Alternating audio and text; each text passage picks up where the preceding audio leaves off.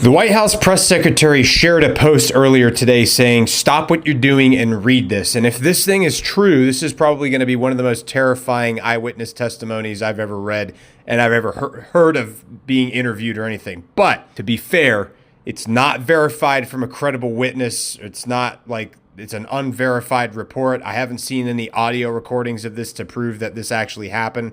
So take this with a grain of salt. But if it's true, this would be terrifying. So there are accounts on Twitter sharing that there was an account from a Venezuelan security guard loyal to Nicolas Maduro that shared what happened on the day of the operation when they seized Nicolas Maduro from Venezuela. Apparently, it was a security guard. So the beginning of the interview goes like this. The security guard says, "On the day of the operation, we didn't hear anything coming. We were on guard, but suddenly all our radar systems shut down without any explanation. The next thing we saw were drones, a lot of drones, flying over our positions. We didn't know how to react." And then the interviewer said, "So what happened next? How was the main attack?" And the security guard responded by saying, "After those drones appeared, some helicopters arrived, but there were very few. I think barely 8 helicopters. From those helicopters, soldiers came down, but a very small number, maybe 20 men. But those men were technologically very advanced. They didn't look like anything we fought against before." And then the interviewer said, "And then the battle began?" Security guard says, "Yes, but it was a massacre. We were hundreds, but we had no chance. They were shooting with such precision and speed. It seemed like each soldier was firing 300 rounds per minute. We couldn't do anything." Interviewer said, and your own weapons, didn't they help?" Security guard says, no help at all, because it wasn't just the weapons. At one point, they launched something. I don't know how to describe it.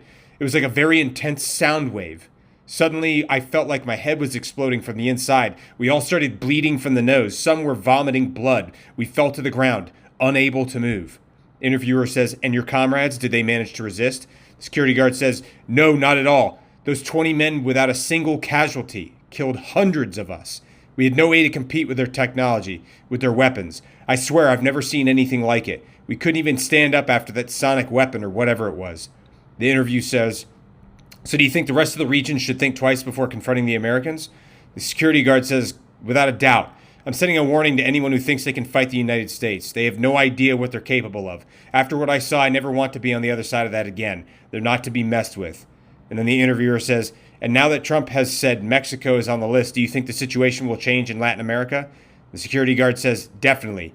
Everyone is already talking about this. No one wants to go through what we went through. Now everyone thinks twice. What happened here is going to change a lot of things, not just in Venezuela, but throughout the region." Now again, this was shared by the White House press secretary, Carolyn Leavitt.